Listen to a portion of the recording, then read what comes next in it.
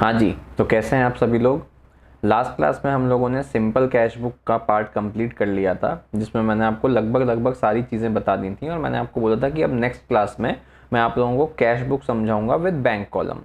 अब cash book with bank column होती क्या है पहले मैं ये बताता हूँ, उसके बाद उसका एक क्वेश्चन भी कंप्लीट करते हैं। उसके साथ साथ cash book with bank column में कुछ कुछ इंपॉर्टेंट चीज़ें होती हैं, वो भी मैं आपको समझाऊंगा साथ के साथ ही। अच्छा, सिंपल कैश बुक के साथ साथ मैंने आप लोगों को उसकी लेजर में पोस्टिंग भी सिखाई थी। तो आज की क्लास में सबसे पहले हम लोग समझते हैं कि बैंक कॉलम कैश बुक या cash book with bank column होता क्या है। बहुत सिंपल सा कंसेप्ट है। जो हम लोग कैश बुक बनाते थे तो उसमें हम लोग जब फॉर्मेट क्रिएट करते थे तो हम कैसे करते थे, एक डेट का कॉलम, पर्टिकुलर्स का कॉलम, एलएफ और फिर फाइनली एक कैश का कॉलम। ये हो गई डेबिट साइड। वैसे ही क्रेडिट साइड में भी हम सेम करते थे, एक डेट का कॉलम, फिर एक पर्टिकुलर का कॉलम, उसके बाद एलएफ और फिर फाइनली कैश का कॉलम।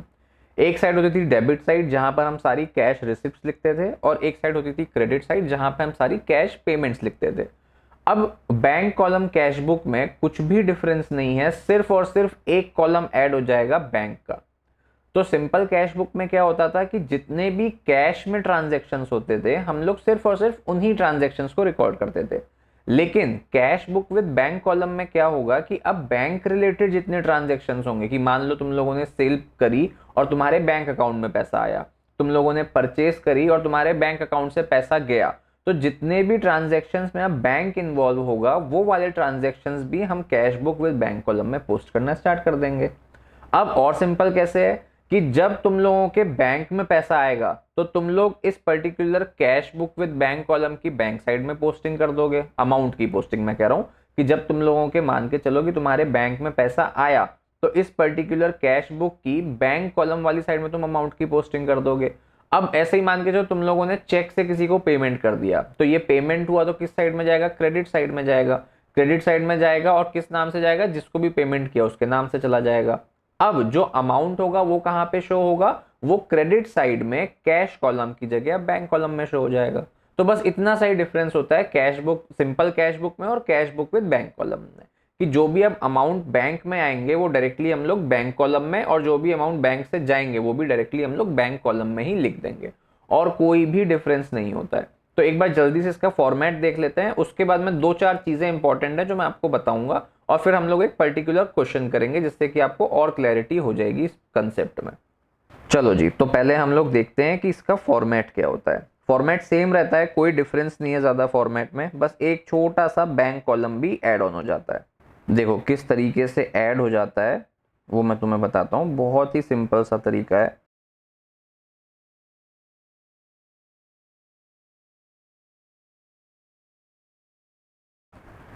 ये है cash book with bank column. सबसे पहले आ जाएगा डेट, फिर तुम्हारा वही पर्टिकुलर्स, यहाँ पे कहीं से कहीं तक कोई चेंजेस नहीं होंगे, एलएफ, और हम लोग क्या करते थे, कैश का एक कॉलम बनाते थे। वैसे ही इस साइड में भी डेट, पर्टिकुलर्स, एलएफ और एक कॉलम कैश का। इसी में क्या होता था, एक साइड होती थी डेबिट साइड और एक साइड होती थी क्रेडिट साइड। डेबिट साइड में सारे कैश रिसिप्ट्स होते थे और पेमेंट साइड में सारे कैश पेड होते थे। अब cash book with bank column वाले में डिफरेंस क्या है, इस पूरे फॉर्मेट में ये जो ब्लैंक स्पेस है ना, ये ब्लैंक वाली स्पेस, यहां पर तुम लोग सिर्फ लिख दोगे क्या, बैंक। बस इतना सा ही डिफरेंस है इस फॉर्मेट में, और कोई भी डिफरेंस नहीं है। तो बेसिकली एक नया कॉलम कौन सा ऐड ऑन हो गया, यहाँ पर बैंक का एक नया कॉलम दोनों तरफ ऐड हो गया।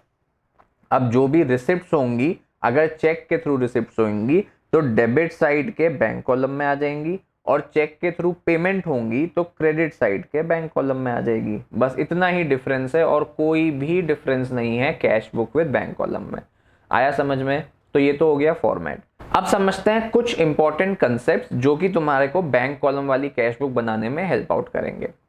सबसे पहला कंसेप्ट हम समझते हैं ओपनिंग बैलेंस का। अब तुम्हें क्वेश्चन में लेट सपोज लिखा हुआ है ओपनिंग बैलेंस कैश का दिया है और ओपनिंग बैलेंस बैंक का दिया है। कैश का दिया है 50,000 रुपीज और बैंक का दिया है 1 लाख रुपीज। तो मैं तुम लोगों को लास्ट क्लास में या पिछली क्लासेस में क्या बताया था कि जब भी ओपनिंग बैलेंस होता है तो उसको हम लोग स्टार्ट करते हैं किस साइड से, कैश बुक की डेबिट साइड से। किस नाम से? तो टू बैलेंस बीडी के नाम से हम इसको रिकॉर्ड करते हैं। तो ये मान के चलो ये ट्रांजेक्शन था, ये ओपनिंग बैलेंस था March 1 2023 का। तो हम लोग क्या करेंगे, इसकी रिकॉर्डिंग कैसे करेंगे, यहाँ पे डेट डाल देंगे 2023 और लिख देंगे March 1 और क्या करेंगे, टू बैलेंस बीडी लिख के कैश कितना था, तो कैश था 50,000 रुपए का और बैंक था 1 लाख रुपए का। तो यहाँ पे कैश में लिख देंगे 50,000 रुपीज और बैंक में लिख देंगे 1 लाख रुपीज। सिंपल सा कंसेप्ट है, कहीं से कहीं तक कोई कंफ्यूजन नहीं है। थोड़ा सा ट्रिकी ये कब हो जाता है वो समझो।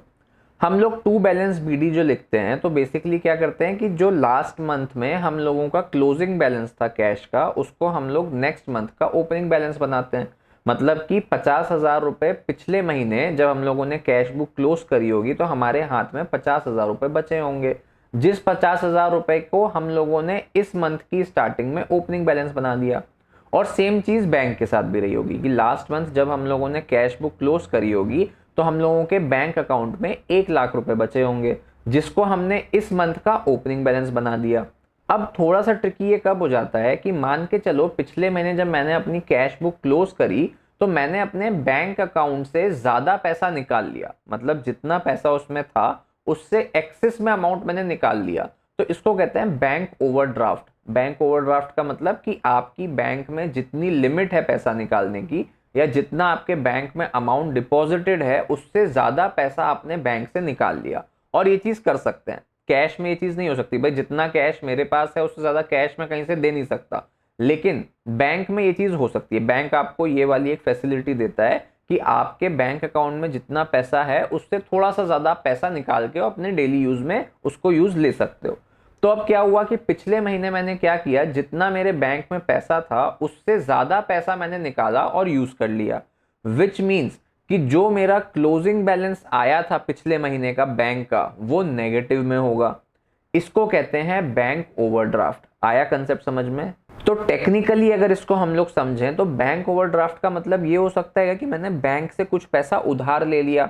टेक्निकली अगर मैं बोलूं तो यही कंसेप्ट समझ में आ रहा है कि जितना मेरे बैंक अकाउंट में पैसा पड़ा था उससे ज्यादा मैंने पैसा निकाल लिया, मतलब कि मैंने बैंक से उधार ले लिया।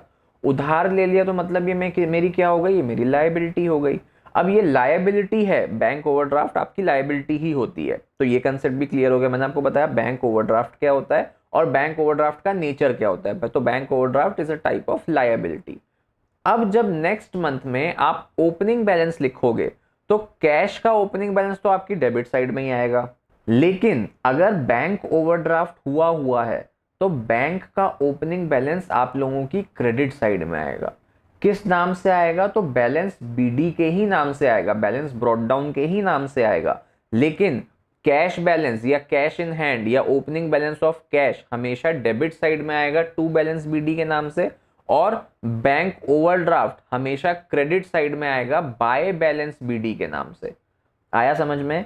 ये एक कंसेप्ट है सबसे पहला ओपनिंग बैलेंस का, जहां पर एक तरफ तो आपके पास क्वेश्चन में लिखा है कि दोनों ही ओपनिंग बैलेंसेस जो हैं वो नॉर्मल, आपका नॉर्मल केस चल रहा है, नॉर्मल ओपनिंग बैलेंस आपका कैश का भी दिया है और बैंक का भी दिया है। तो ये दोनों ही पोस्ट हो जाएंगे कहां पर? कैश बुक की डेबिट साइड में with the name of to balance BD, जैसा अभी मैंने तुम लोगों को एग्जांपल दिया। अब एक दूसरा एग्जांपल मैं देता हूं, बैंक ओवरड्राफ्ट अगर हो जाता है तो क्या होता है। तो यहां तक की तो एक्सप्लेनेशन मैंने क्लियर कर दी।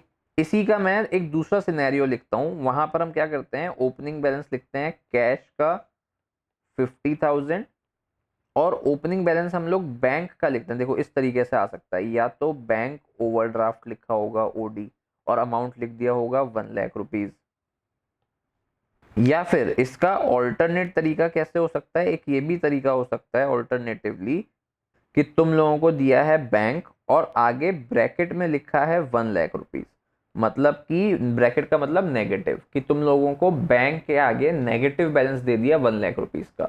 तो अगर बैंक ओवरड्राफ्ट दिया है या बैंक के आगे नेगेटिव बैलेंस दिया है, दोनों ही सेम बात है और दोनों ही केसेस में एंट्री कैसे होगी तो एंट्री भी समझ लेते हैं। देखो कैश के केस में तो हो जाएगा टू बैलेंस बीडी, कितने का? 50,000 रुपए का, और बैंक के केस में हो जाएगा बाय बैलेंस बीडी, कितने का? तो बैंक कॉलम में लिख दोगे तुम लोग 1 लाख रुपए का। आया समझ में? तो ओपनिंग बैलेंस का कंसेप्ट मैंने बता दिया कि कैसे होता है। अगर तुम्हें बैंक ओवरड्राफ्ट दिया है या नॉर्मल कैश इन बैंक दिया है, जो भी तुम्हें अगर ओपनिंग बैलेंस दिया है, तो दोनों सिचुएशन मैंने तुम लोगों को समझा दी। नेक्स्ट सिचुएशन हम लोग समझते हैं कि कॉन्ट्रा एंट्रीज क्या होती हैं। कॉन्ट्रा एंट्रीज सिंपल सा कंसेप्ट है, लेकिन थोड़ा सा इंपॉर्टेंट कंसेप्ट है। कॉन्ट्रा एंट्रीज मतलब क्या होता है कि मान के चलो तुम लोगों ने कैश बुक बनाई बैंक कॉलम के साथ। अब तुम्हारी कोई ऐसी ट्रांजैक्शन आ गई जो कैश को भी इंपैक्ट कर रही है और बैंक को भी इंपैक्ट कर रही है। इस ट्रांजैक्शन को कहते हैं कॉन्ट्रा एंट्री। मतलब कि कैसे वो ट्रांजैक्शन होती है वो समझते हैं। मान लो तुम्हारे ट्रांजैक्शन लिखी है कि कैश डिपॉजिटेड इनटू बैंक, या फिर लिखा है कि कैश विड्रॉन फ्रॉम बैंक। तो ये दोनों ही ट्रांजैक्शन क्या हो रहा है, इसमें कैश अकाउंट भी आ रहा है और इसमें बैंक अकाउंट भी आ रहा है। तो एक ऐसी ट्रांजैक्शन जो तुम्हारे कैश को भी इंपैक्ट कर रही है और तुम्हारे बैंक को भी इंपैक्ट कर रही है। मतलब तुम लोगों ने जो तुम्हारे पास कैश था या तो वो बैंक में डाल दिया या बैंक में से कुछ कैश तुम लोगों ने निकाल लिया। ऐसी ट्रांजैक्शंस को कहते हैं कॉन्ट्रा एंट्रीज, क्योंकि इस ट्रांजैक्शन में एक ही ट्रांजैक्शन की वजह से तुम्हारा बैंक अकाउंट भी इंपैक्ट हुआ और तुम्हारा कैश अकाउंट भी इंपैक्ट हुआ। तो इसकी पोस्टिंग कैसे होती है वो तुम्हें समझा देता हूं। तो हम लोग लिखते हैं सबसे पहले कॉन्ट्रा एंट्री का एग्जांपल। हम लोग इसमें ट्रांजैक्शन लिखते हैं कि कैश डिपॉजिटेड इनटू बैंक ₹20,000। मान लो तुम्हारे सामने एक ऐसी ट्रांजैक्शन लिखी है। अगर इसकी जर्नल एंट्री सबसे पहले करें तो इसकी जर्नल एंट्री क्या हो जाएगी कि कैश को बैंक में डिपॉजिट करा, तो हम लोगों का बैंक अकाउंट इंक्रीज हुआ होगा, क्योंकि बैंक हमारा एक असेट है। असेट इंक्रीज होती है तो उसको डेबिट करते हैं, तो बैंक अकाउंट डेबिट। और कैश हमारी दूसरी जो असेट है वो रिड्यूस हुई होगी, तो टू कैश अकाउंट 20,000 एंड 20,000। अब अगर इस पर्टिकुलर जर्नल एंट्री को हम लोग कैश बुक में पोस्ट करें तो वो देखना कैसे करेंगे। हम लोगों के बैंक में रिसिप्ट हुआ, मतलब कि अभी क्या हुआ, अगर हम लोग डेबिट साइड और क्रेडिट साइड में देखें तो जहां पर भी रिसिप्ट होता है तो हम डेबिट साइड में लिखते हैं, और जहां पर भी पेमेंट्स होती है वो हम क्रेडिट साइड में लिखते हैं। तो हमारे यहाँ पे बैंक में रिसिप्ट हुआ, तो बैंक में रिसिप्ट हुआ तो हम लोग इसको किस साइड में लिखेंगे, डेबिट साइड में लिखेंगे। किस नाम से लिखेंगे, तो किस वजह से रिसिप्ट हुआ, कैश को बैंक में डालने की वजह से रिसिप्ट हुआ। तो हम लोग डेबिट साइड में पोस्टिंग जो करेंगे वो किस नाम से करेंगे, तो कैश अकाउंट के नाम से पोस्टिंग करेंगे। तो यहाँ पर मैं तुम्हें पोस्टिंग करके दिखाता हूँ। मान के चलो इसकी डेट है March 3rd, तो यहाँ पर पोस्टिंग हो जाएगी March 3 की। किस नाम से, टू कैश अकाउंट। अब टू कैश अकाउंट तो तुमने पोस्टिंग करी, ये कैश साइड में जाएगा या बैंक साइड में जाएगा, मतलब ये कैश के कॉलम में जाएगा या बैंक के कॉलम में जाएगा, ये तुम लोग मेरे को सोच के बताओ। ये जाएगा बैंक के कॉलम में। क्यों जाएगा, क्योंकि कैश हमारे बैंक में आया और हमारा बैंक इंक्रीज हुआ, तो बैंक में रिसिप्ट हुई तो ये डेबिट साइड में गया। किस वजह से रिसिप्ट हुई, तो कैश की वजह से रिसिप्ट हुई, तो हम लोग इसकी पोस्टिंग किस नाम से करेंगे, टू कैश अकाउंट के नाम से। लेकिन इंक्रीज तो हमारा बैंक बैलेंस हुआ ना, तो हम लोग जो अमाउंट है उसकी पोस्टिंग कहाँ करेंगे, तो उसकी पोस्टिंग करेंगे इस कैश बुक के बैंक कॉलम में। तो ये 20,000 रुपए इसलिए जो है कैश बुक के बैंक कॉलम में आएगा। ये समझ में आया। अब इसी ट्रांजेक्शन का एक दूसरा इंपैक्ट भी तो होगा ना, हम लोगों के बिजनेस से कैश गया भी तो ना, भले हमारे बैंक अकाउंट में गया लेकिन कैश तो गया, मतलब पेमेंट हुई। पेमेंट किस साइड में शो होती है कैश बुक की, क्रेडिट साइड में शो होती है। तो और ये पेमेंट या ये जो कैश में रिडक्शन हुआ है, जो पेमेंट हुई है, किस वजह से हुई, बैंक की वजह से हुई। तो हम लोग इसी पर्टिकुलर ट्रांजेक्शन की एक पोस्टिंग क्रेडिट साइड में भी तो करेंगे। ये March 3rd को एक पोस्टिंग हम लोग करेंगे किस साइड में, by bank account. By bank account क्यों, क्योंकि बैंक बैलेंस कम हुआ कैश को पे करने की वजह से, तो बाय बैंक अकाउंट की पोस्टिंग हम लोग क्रेडिट साइड में भी करेंगे। अब जो बाय बैंक अकाउंट हमने पोस्ट किया, इसमें जो अमाउंट है उसकी पोस्टिंग कैश कॉलम में होगी या बैंक कॉलम में होगी, तो ये बहुत सिंपल सा आंसर है, कैश कॉलम में होगी।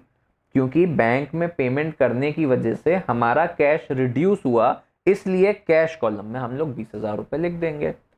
यहां तक क्लियर है? यहां तक अगर क्लियर है तो एक छोटी सी चीज मैं तुम्हें बताता हूं। जब भी कोई कॉन्ट्रा एंट्री होती है, कॉन्ट्रा एंट्री मतलब कि हमने कैश या तो बैंक में डिपॉजिट किया या बैंक से कुछ कैश निकाल लिया, तो जब भी ऐसी कोई कॉन्ट्रा एंट्रीज होती हैं तो हमेशा क्या होता है कि इसको हम लोग डिनोट करते हैं सी से।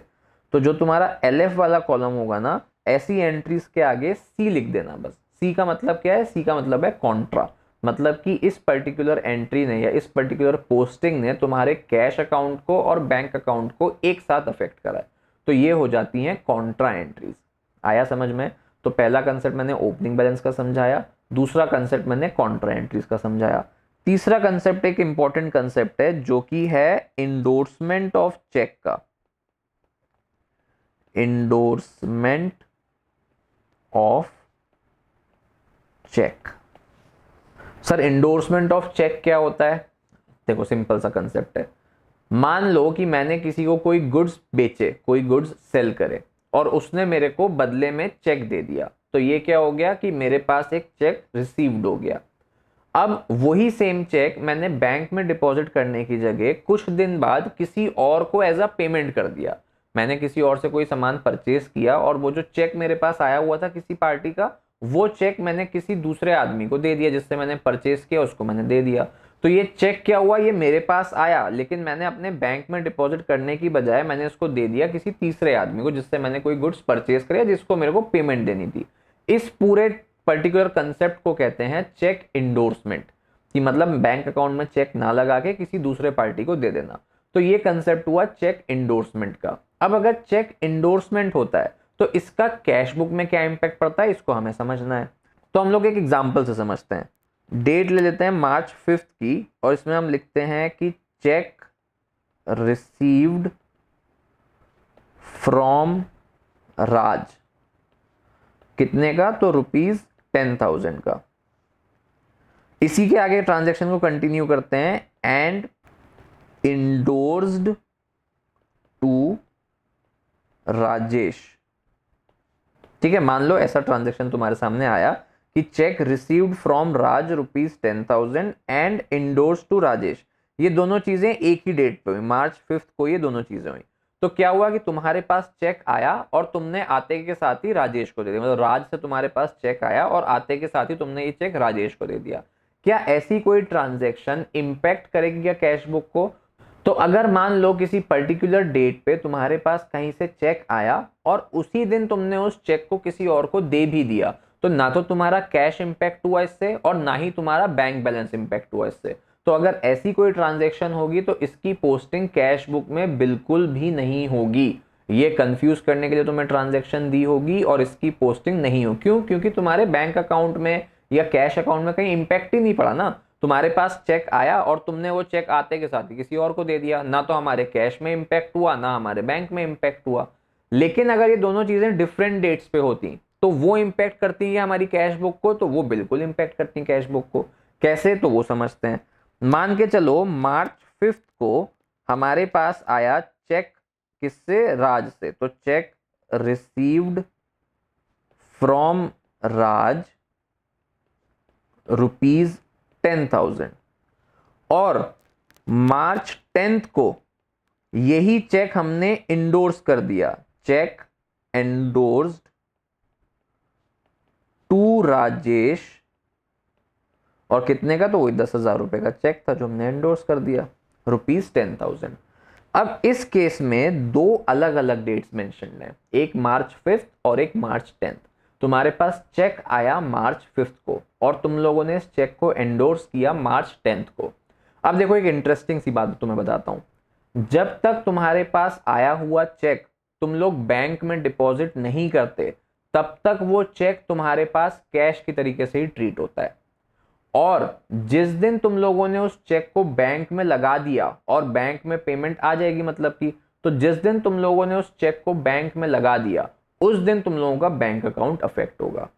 तो मैंने क्या कंसेप्ट बताया कि जिस दिन हमारे पास चेक रिसीव हुआ और हम लोगों ने अगर उस चेक को बैंक में नहीं लगाया तो वो चेक हमारे पास कैश की तरह ही ट्रीट होगा।